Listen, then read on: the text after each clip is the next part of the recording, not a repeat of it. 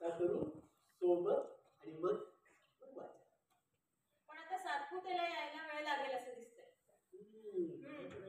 मग मीच करून देऊ का नाश्ता? अरे वा, नेकी और पूछ पूछ. माझी तेवढीच चव बदलेल.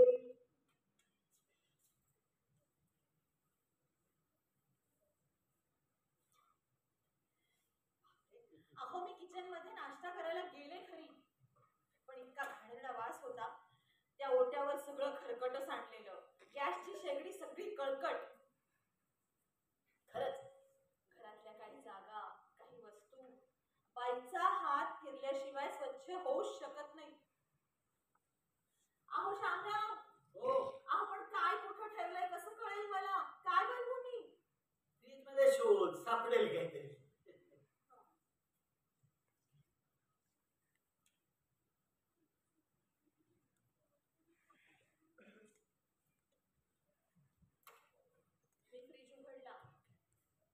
पण इतकं सामान कोंबलेलं, आपण अलमारीत कोंबतो तसं. त्यातल्या त्यात जरा अंडी दिसली आणि हो, भांडी बरी स्वच्छ होती. मी एक ऑमलेट केलं.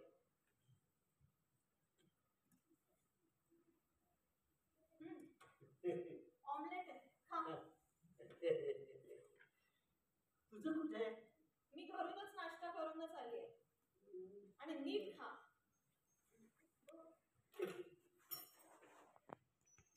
तोंड बंद ठेवून खा. म्हणजे तोंड बंद ठेवून नीट चावून चावून खा. नुसतं गटागट गिळू नका पोट भरायचं म्हणून.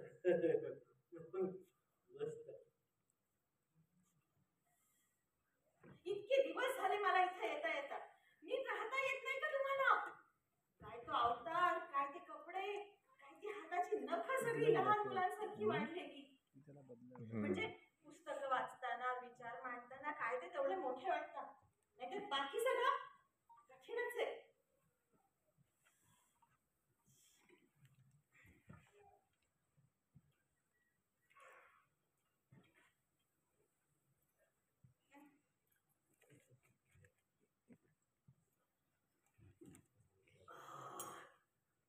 मस्त. आता ऐक, मी तुला पगार देतो ते लिहिलेलं पुस्तकातलं वाचून दाखवायचं. स्वतःच्या मनातलं नाही बोलायचं माझ्याशी. पगार? पगार नका देऊ. मी नाही मागितला, तुम्ही देताय. हा, तरीही आता मी इथे येणार, येत राहणार. मनातलं आणि लिहिलेलं ऐकवणार, ऐकवत राहणार.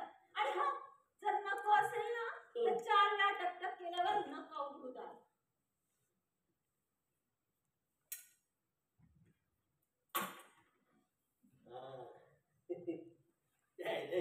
सुरू झालं. नीटनेटकं जेवायचं, नीटनेटकं राहायचं, नीटनेटकं वागायचं. त्याला आपल्याला नाहीच कळणार. शिस्तीचं आणि माझं कधीच पटलं नाही. 1 महिना नाही झाला हिला येऊन आणि ही बाई मला शिस्त लावायला निघाली. बडबड नुसती बडबड. काय ते किचन, काय ते फ्रीज, काय तो अवतार. ए गप, हाताची घडी तोंडावर बोट. घराबाहेर का नाही जात हो तुम्ही? जरा बाहेर जा, लोकांमध्ये मिसळा. एमिली डिकिन्सन, कवयित्री, ती माझा आदर्श आहे. ती आयुष्यात कधीही घराच्या बाहेर पडली नाही. हो, आणि 1886 मध्ये सरळ मरच गेली ती. 1400 वर्ष झाली. अहो 1 शतक पूर्ण झालं तरी बदलायचं नाही का स्वतःला? डबल ऑमलेट होतं का? तरीच अख्खा डबल ऑमलेट तुम्हीच मस्त केलंय. तुमच्या अंगात शक्ती संचारली आहे. मजा येते, मला मजा येते. मला असं पोलटून बोलणारं कुणी कधी भेटलंच नव्हतं. न बोलता सोडून जाणारे मात्र बरेच होते.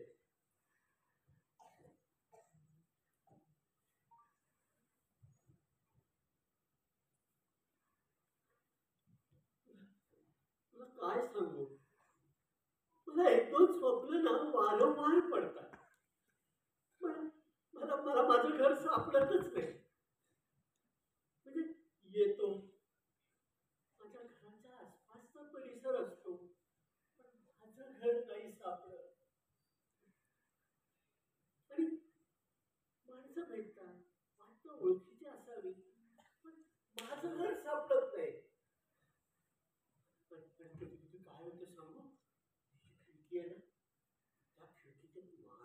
हसतो.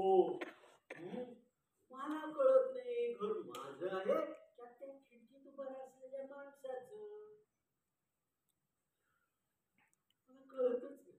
जागेपणी पडतात स्वप्न. तू जागेपणी झोपतो कुठे? डोळे उघडेच असतात ना माझे. आणि ना, तुला काय सांगू? बोलू का तुझ्याशी मोकळेपणानं? हं? तुला ना आजकाल जरा वेगळीच स्वप्न पडतात. म्हणजे तू ती इंग्रजी पुस्तकं वगैरे वाचतेस ना, हं? पण मग तसे इंग्रजी सिनेमे सुद्धा बघते का ग? बघते. आता इंग्रजी सिनेमांचा तुमच्या स्वप्नाशी काय संबंध? आणि तसंही मी सिनेमे पाहिले काय नाही पाहिले काय, तुम्ही सांगा ना काय सांगायचं ते. सांगू? कसे सांगू? आजकाल मला ना स्त्री पुरुष सहवासाची स्वप्न दिसतात. आणि नुसती स्वप्न नाही, आवाजही ऐकू येतात. नैनों ने सपनों की महफिल सजाई है, असं असं काही. आता आता माझं वय 76 उलटून गेलं होतं. कसं करणार? म्हणजे मी काही नको बोलायला पाहिजे असं बोललो का? हं? वय झालं ग, भान नाही राहत कुणासमोर काय बोलायचं. नाही नाही असं काही नाही, ठीक आहे, तुम्हाला माझ्याबद्दल विश्वास वाटला म्हणूनच बोललात तुम्ही, कळतंय मला. पण मला एक विचारायचं. काय? म्हणजे तुम्हाला वासनावृत्तीची स्वप्न पडतात, ऐकू येतात म्हणालात म्हणून विचारते. एक बाई सकाळी तोंडावर पदर ठेवून लपत-छपत बाहेर पडताना पाहिली मी आज. माझ्याबद्दल शंका आली तुला? अरे या वयात? अहो नाही, मी सातपुतेला विचारलं मग? की कोण होती ती बाई, बरं मग? तर तो म्हणाला ती त्याची बायको होती. बायको? बायको? साला साला खोटं बोलला माझ्याशी. एकटा आहे म्हणा, लग्न लग्न झालेलं नाहीये म्हणा. पण खरंच ती त्याची बायको असेल? असू शकेल, असू शकेल. म्हणजे मला जी स्वप्न पडतात ना, ती स्वप्न नसतात तर ते आवाज आवाज सातपुतेचे असतात. तुम्हाला दिसत नाही, शिवाय तुम्ही एकटे, याचा फायदा घेत असणार तो. बोल. मी एकटाच. संसार मला कधी माझी बसची बातच वाटायची. त्यातून सेक्सची भीती, म्हणजे म्हणजे इंटरेस्ट नाही वाटायचा. आणि आता तर काय संपलंच आहे सगळं. यापूर्वी कधी घराबाहेर गेला होता का हो तुम्ही? बायांकडे अहो, म्हणजे जगात काय काय चालतं तुम्हाला काय माहित असणार? घरात बसून जगाबद्दलची पुस्तकं वाचणं आणि बाहेर जगात जाऊन जगाचा खुद्द अनुभव घेणं, यात फरक आहे की नाही? हा, असो, पण तुमचा आदर्श तर एमिली. तसं नाही हं, तसं नाही हं. मला मला पेन्शन मिळतं. त्यामुळे दरवर्षी बँकेमध्ये नोव्हेंबर महिन्यामध्ये जिवंतता प्रमाणपत्र द्यायला मला आया तिथं सोय करा. एमिलीला पेन्शन मिळतं.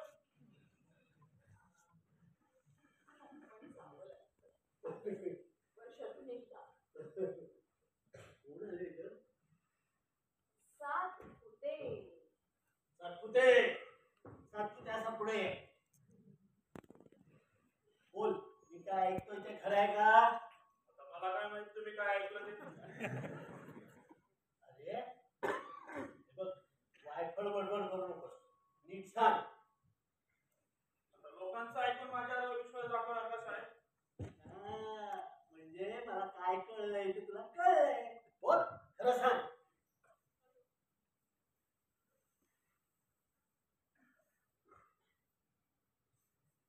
बोल बोल. साहेब मी तुमच्याशी खोटं बोललो. हं? नोकरी मिळाली म्हणून एका प्रायव्हेट कंपनीत शिपाई होतो साहेब मी, हं. म्हणून मी लग्न केलं. बरं. पुढे ती कंपनी पुढे फाटत निघाली. 5,000वर आमची गोळवण केली साहेब. आहे रे, पण तिला इथे का आणतोस? एकही रात्री मिळत की साहेब आम्हाला. हा? रात्री इथंच तर असतो मी. अरे रे, लग्न झालेल्या बाई बुवाचे हाल केले रे मी. हं? हे, साहेब, आणि तुझी नोकरी घालवत नाहीये, पगार संपत आहे. हे पैसे घे आणि आयुष कर. हं? हे बघ, यापुढे रात्री झोपायला घरी जायचं. हं? दिवसभर इथं पडेल ते काम कर आणि रात्री घरी. हं?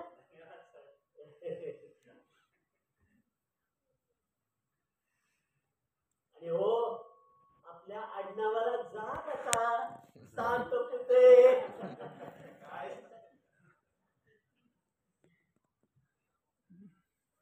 घनश्याम, शेवटी भावबंद नाटकातला घनश्याम झालो मी. दुसऱ्याच्या संसारात विघ्न आणणार. हा इतकी वर्ष माझ्याकडे आहे, करू दिलं नाही त्याने मला. माझ्या नकळत कसं लग्न केलं? हं?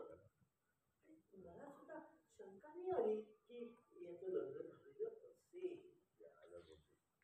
तुझा नवरा काय करतो? हा? तुझा नवरा काय करतो? माहित नाही.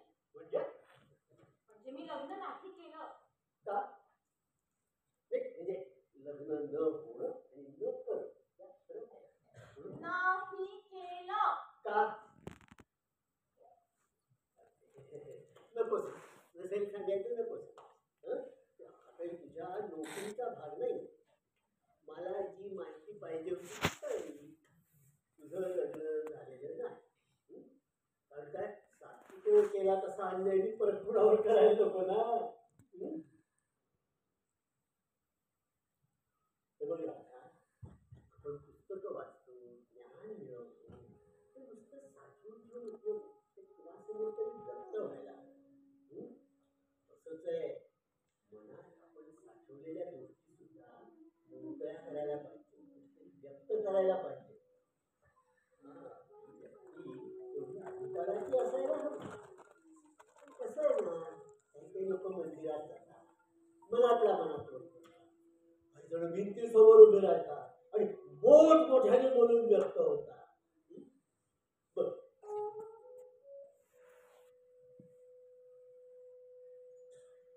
मी कॉलेजमध्ये असताना माझा एक जवळचा मित्र होता. त्याला खूप वेळा भेटावं, त्याला मनातलं सगळं सांगावं असं मला खूप वाटायचं. तसे आम्ही दोघं भेटायचोय. मी त्याला माझ्या मनातलं सगळं सांगत होते, काही लपवायचे नाही. आता याला प्रेम म्हणावं का असं कळायचं नाही. पण एके दिवशी एकांतात त्यानं माझा हात हातात घेतला आणि मला मिठीत घ्यायचा प्रयत्न केला. तो मला मिठीत घेणार एवढ्यात मी माझा हात सोडवून सरळ घरी निघून आले. काय आहे, प्रेमाची भावना मनातच निर्माण होते आणि शरीर त्यासाठी माध्यम होत आहे. तेव्हा मानसिक प्रेम असो की शारीरिक प्रेम असो, ते नैसर्गिकच म्हणायला हवं. पण जर नुसतंच शारीरिक प्रेम असेल तर ती मात्र असं नाही, माझा तो मित्र तसा नव्हता. अहो, दोष त्याचा नव्हता, दोष माझाच होता. त्याचा तो पुरुषी स्पर्श अस्वस्थ करून गेला. म्हणजे काय झालंय काय राहत? काय झालंय? आम्हा भावंडांमध्ये मी सगळ्यात लहान. आईला थोडी उशिरानेच झाली. म्हणजे माझ्या जन्मानंतर अवघ्या 2 वर्षात तर आई गेली सुद्धा. पुढे भावंड मोठी झाली, नोकरी व्यवसाय लग्न करून वेगवेगळ्या गावी स्थिरावली. माझं सगळं संगोपन माझ्या बाबांनीच केलं. पूर्ण वेळ मी आणि बाबाच असायचो घरी. अजूनही मला माझ्या बाबांच्या हाताचा तो स्पर्श फील होत राहतो. पण दुसऱ्या कुठल्याही पुरुषाच्या हाताचा स्पर्श झाला ना तरी तरी मला मात्र बाबाच्याच हाताच्या स्पर्शाची जाणीव होत राहते. लग्न ही भावनाच संपली माझी. हे जग फार वेगळं आहे. प्रत्येक माणूस वेगळा, त्याची वृत्ती वेगळी, प्रवृत्ती वेगळी. प्रत्येक माणसाचं त्वमेव